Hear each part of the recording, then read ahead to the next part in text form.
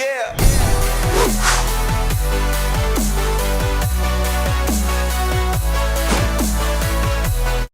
Welcome back to the Gridiron Expert.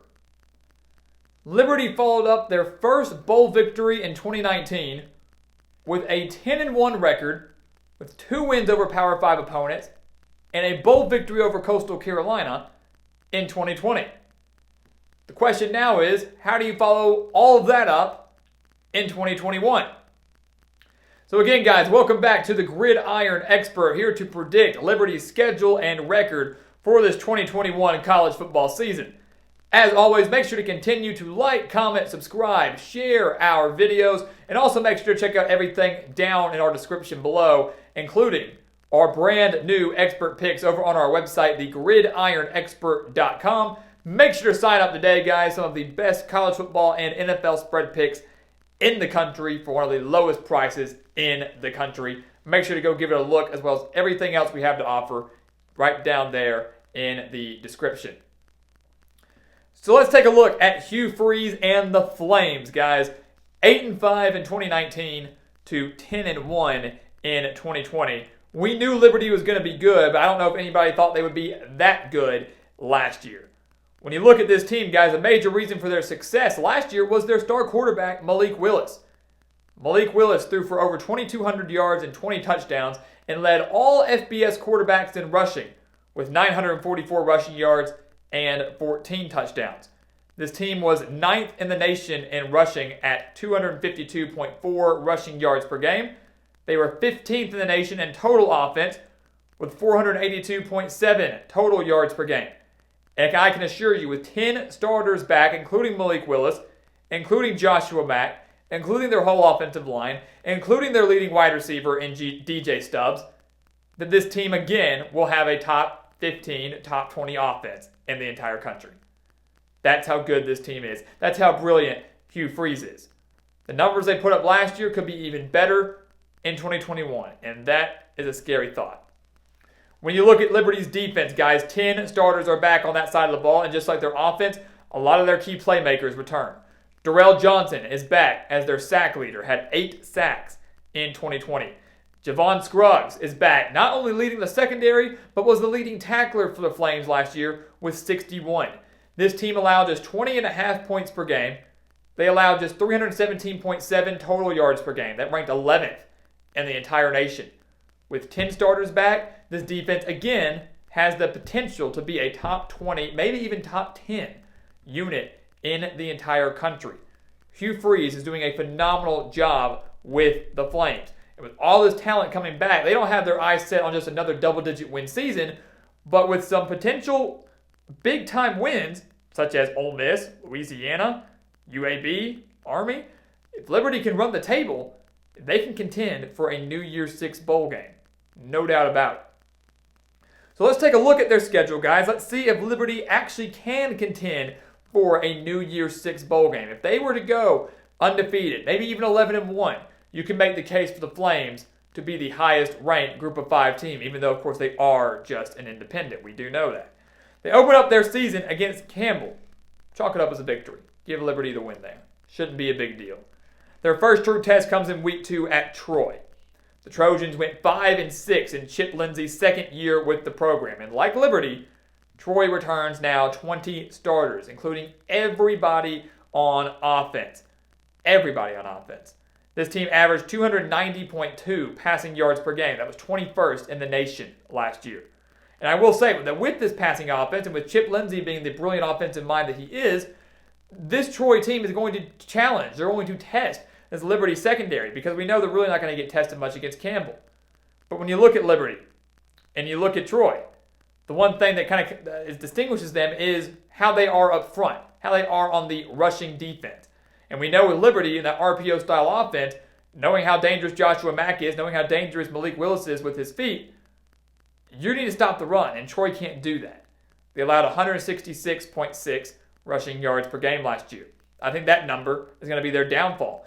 And I'm going to think a lot of teams that had poor rushing defenses last year, that's going to be their downfall when they play Liberty. Because if you can't stop the run against Liberty, you're not going to win the game. I can promise you that. Troy is not able to do that. Liberty goes on the road and gets a quality win over an improving Troy team on the road, we should add. They play Old Dominion at home. An Old Dominion team did not play last year. The Monarchs did not play last year. Only 7 starters total are back from the 2019 squad. They've got a brand new head coach in Ricky Rain. Just too many changes for this Old Dominion program, guys, where they're going to struggle for a few years until Rain gets his feet wet, really, and as a head coach. Until he gets his feet wet, they're going to struggle. It's only week 3. Liberty runs away, literally, against Old Dominion. This game should be over by halftime. And that's no disrespect to the Monarchs, but they've got a ways to go. And taking a year off doesn't usually bode well and sit well with the program. Liberty then travels to Syracuse for a Friday night matchup to end September. Now, this is a prime opportunity for Liberty to get a quality win. And here's the thing. Even though Syracuse is a Power 5 team, even though the game is at the Carrier Dome, there's a very good chance that the Orange will be an underdog in this game. Why wouldn't they be? Liberty beat Syracuse 38-21 last year. Beat by 17 in the Carrier Dome last year. And my whole logic with this back when we did our ACC predictions was, look, yes, we know Syracuse returns 19 starters, so they have the potential and should, in theory, improve. But if their offensive line doesn't improve, if the offense doesn't find any more consistency, they're not going to. 19 starters back is usually a good thing. It might not mean much for Syracuse this year. So when you look at a Syracuse team that may or may not improve versus a Liberty team that really could improve, how can you not pick the Flames? We're not going to pick against them. We do believe Liberty goes on the road and takes down the Orange this year. That's how bad we think Syracuse will be. That's how good we think Liberty will be. And I wouldn't be surprised to see the Flames win by another 17, maybe even more points now in 2021. They then travel to UAB. That's how they're going to kick off October. Now, this is a major, major trap game, guys. Major trap game for Liberty. The Blazers, the Flames and the Blazers. But the Blazers went 6-3 last year. They won the Conference USA. And they are, again, the favorites in the Conference USA, at least one of them, with 7 starters back on offense, including their quarterback and Tyler Johnston III, if, of course, he can stay healthy. The thing for Bill Clark's team, though, has not always been their offense. It's been their defense. Their suffocating defense. Returns 9 starters. They allowed just 137.9 rushing yards per game. They allowed just 173.2 passing yards per game. That was the 7th best passing defense in the country last year. They had the 7th best overall defense last year, allowing just 311.1 yards per game. So this UAB team, ranking-wise, was better defensively than Liberty. Liberty, also we should add, will be UAB's first home game of the year. The Blazers will go the entire first month of the season without playing a true home game. They open up with a neutral site game in week 1 and then play 3 or 4 straight road games. Not only that, going very slow here, not only that, UAB will be opening a brand new stadium when they take on Liberty. They're opening Protective Stadium in downtown Birmingham. UAB was dominant at home under Bill Clark ever since this football program got revived. They didn't lose at home.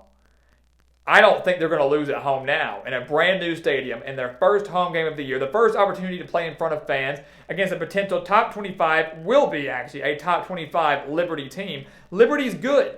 I'm not even saying UAB is going to be better in the long run, but they're going to be better on October 2nd.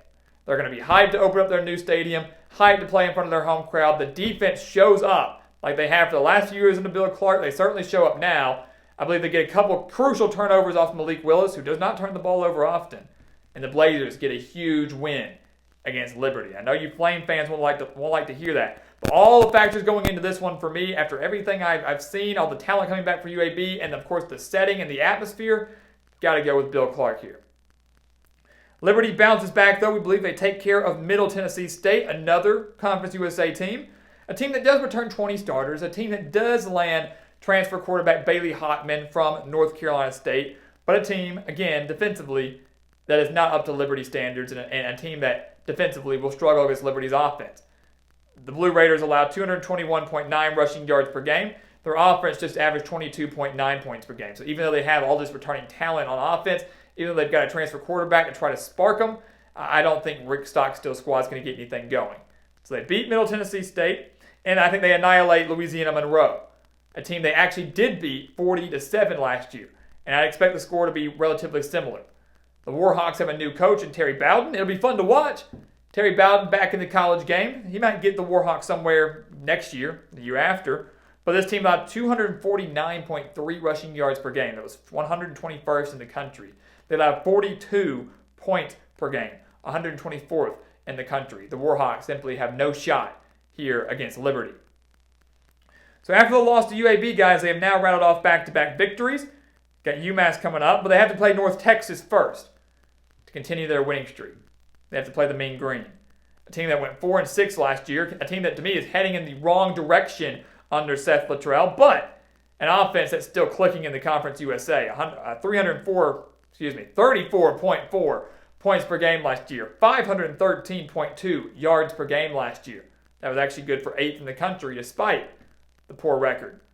But like Louisiana Monroe, like Middle Tennessee, like Syracuse, like Old Dominion, whoever it might be, North Texas defense is atrocious.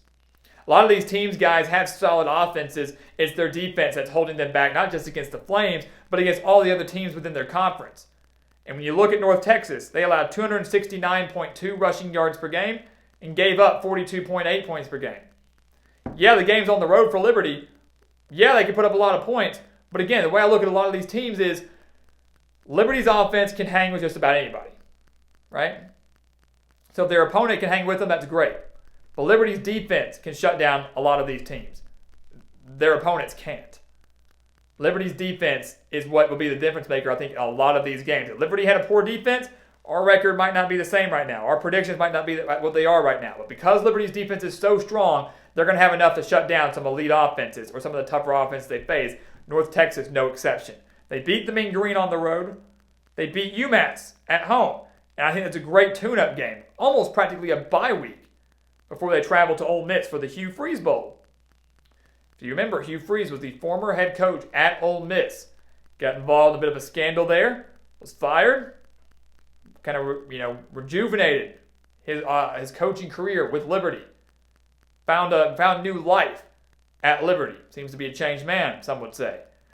They traveled to take on Lane Kiffin in an Ole Miss passing game that ranked 7th in the country last year, averaging 344.9 passing yards per game. And we know Ole Miss's defense was one of the worst in the country last year. We know that. Right towards the bottom of the rankings.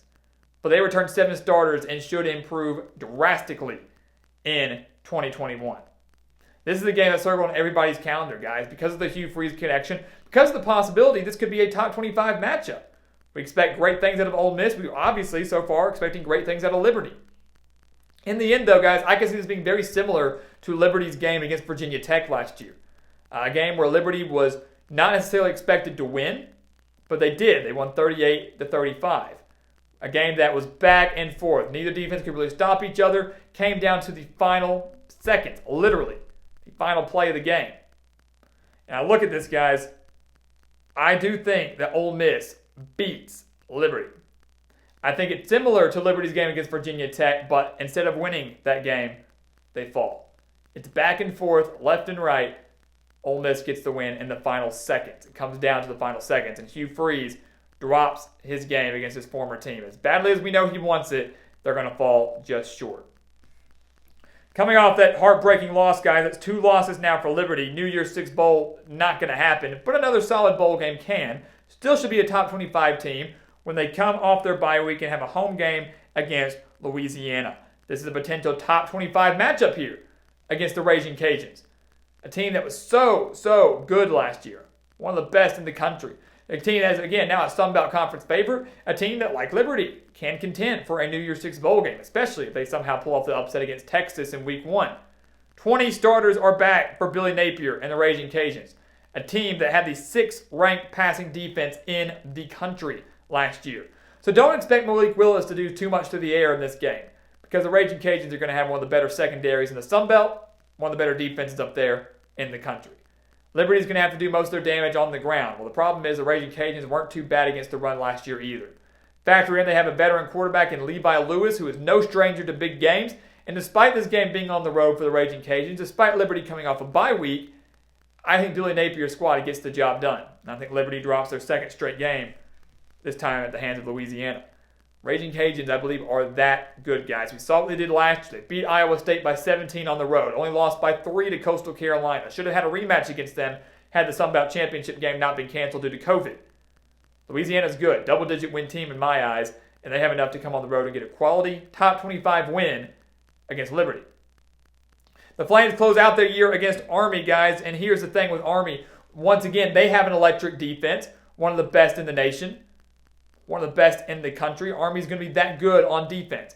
Well, the problem is Liberty, the way they are up front, I think has what it takes to shut down that triple option. That's the kicker with Army every year. It's we know what Army's going to run. You know they're going to come at you with the triple option. They're rarely going to pass the ball, but teams can never really seem to figure out how to stop it.